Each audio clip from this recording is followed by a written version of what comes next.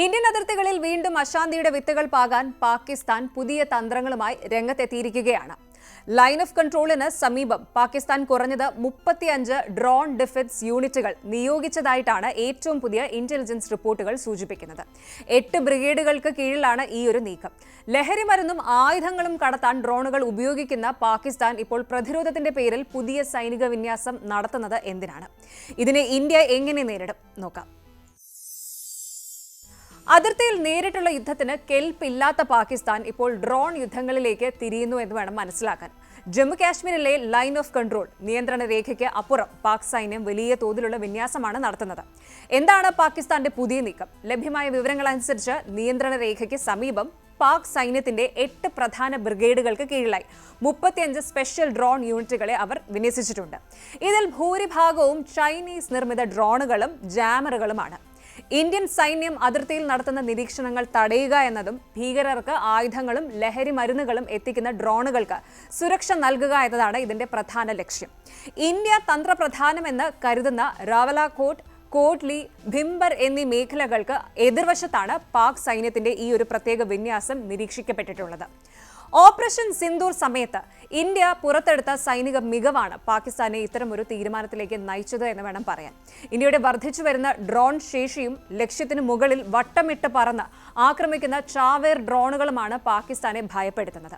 ഒരേ സമയം കൂട്ടമായി എത്തുന്ന ഡ്രോണുകളെ പ്രതിരോധിക്കാനുള്ള തങ്ങളുടെ പരിമിതമായ ശേഷിയിൽ ഇസ്ലാമാബാദ് കടുത്ത ആശങ്കയിലാണ്. മുന്നറിയിപ്പില്ലാതെ തന്നെ ഡ്രോണുകൾ ഉപയോഗിച്ച് നിരീക്ഷണം നടത്താനും ശത്രുവിന്റെ നീക്കങ്ങൾ കൃത്യമായി കണ്ടെത്താനും അതിസൂക്ഷ്മമായി ആക്രമണം നടത്താനുമുള്ള ഇന്ത്യൻ സൈന്യത്തിന്റെ ശേഷി പാക് സൈന്യത്തെ അങ്ങേയറ്റം അസ്വസ്ഥരാക്കിയിട്ടുണ്ട്. ഇന്ത്യയുടെ ഈ സാങ്കേതിക മേധാവിത്വം തങ്ങളുടെ പരമ്പരാഗത പ്രതിരോധ സംവിധാനങ്ങളെ മറികടക്കുമോ എന്ന ഭീതിയിലാണ് പാക് സൈനിക നേതൃത്വം. എന്തായാലും നിയന്ത്രണ രേഖയിലെ മലനിരകളും ദുർഘടമായ പാതകളും ആധുനിക ആയുധങ്ങളെ കണ്ടെത്തുന്നതിനും തടയുന്നതിനും പാക് സൈന്യത്തിന് മുൻപിൽ വലിയ വെല്ലുവിളിയാണ് ഉയർത്തുന്നത്. എന്തായാലും ഓപ്പറേഷൻ സിന്ദൂർ സമയത്ത് തകർക്കപ്പെട്ട തങ്ങളുടെ അടിസ്ഥാന സൗകര്യങ്ങൾ പോലും പുനർനിർമ്മിക്കാൻ പാകിസ്ഥാൻ ഇപ്പോഴും കഷ്ടപ്പെടുകയാണ്. എന്നാൽ ഈ സാമ്പത്തിക പ്രതിസന്ധികൾക്കിടയിലും പ്രതിരോധത്തിലെ പാളിച്ചകൾ പരിഹരിക്കുന്നതിനായി ആയുധങ്ങൾ വാങ്ങുന്ന നടപടികൾ പാകിസ്ഥാൻ വേഗത്തിലാക്കിയതായിട്ടാണ് ഇന്റലിജൻസ് സ്രോതസ്സുകൾ വ്യക്തമാക്കുന്നത്. കഴിഞ്ഞ 2-3 മാസങ്ങളായി ചൈനയുമായും തുർക്കിയുമായും പാകിസ്ഥാൻ ഒന്നിലധികം തവണ ചർച്ചകൾ നടത്തിക്കഴിഞ്ഞു. ആയുധങ്ങൾ നേരിട്ട് വാങ്ങുന്നതിനും സംയുക്തമായി നിർമ്മിക്കുന്നതിനുമുള്ള കരാറുകളിലാണ് ഇസ്ലാമാബാദ് ശ്രദ്ധ കേന്ദ്രീകരിക്കുന്നത്. ദൂരപരിധിയിലുള്ള ആക്രമണശേഷി വർദ്ധിപ്പിക്കുന്നതിനായി 300 ഫത്ത റോക്കറ്റുകൾ വാങ്ങുന്നതിനുള്ള കരാർ പാകിസ്ഥാൻ ഉറപ്പിച്ചിട്ടുണ്ട്. യുദ്ധഭൂമിയിലെ ഏകോപനം മെച്ചപ്പെടുത്തുന്നതിനായി പുതിയ കമാൻഡ് ആൻഡ് കൺട്രോൾ വാഹനങ്ങളും സൈന്യത്തിന്റെ ഭാഗമാക്കുന്നുണ്ട്. ഡ്രോണുകൾക്കും കൃത്യതയാർന്ന മിസൈലുകൾക്കും മുന്നിൽ എളുപ്പത്തിൽ തകർക്കപ്പെടാൻ സാധ്യതയുള്ള പഴയ ടാങ്കുകൾ മാറ്റി പുതിയവ എത്തിക്കാനും ആയുധശേഖരം പരിഷ്കരിക്കാനും പാക് സൈന്യം നടപടി തുടങ്ങിക്കഴിഞ്ഞതായിട്ടാണ് ഇന്റലിജൻസ് സ്രോതസ്സുകൾ വ്യക്തമാക്കുന്നത്. പാകിസ്ഥാന്റെ ഈ പുതിയ ഡ്രോൺ യൂണിറ്റുകൾക്ക് പിന്നിൽ ചൈനയുടെ വലിയ സഹായമുണ്ട് എന്നാണ് വിവരം. ചൈനീസ് നിർമ്മിത DJI ഡ്രോണുകളും അത്യാധുനിക സർവൈലൻസ് ക്യാമറകളും പാകിസ്ഥാൻ വ്യാപകമായി ഉപയോഗിക്കുന്നു. ഇന്ത്യൻ പോസ്റ്റുകളുടെ ദൃശ്യങ്ങൾ പകർത്തി ഭീകരർക്ക് നുഴഞ്ഞു കയറാനുള്ള റൂട്ട്സ് ഒരുക്കാൻ ഈ ഡ്രോൺ യൂണിറ്റുകൾ സഹായിക്കുന്നുണ്ട്.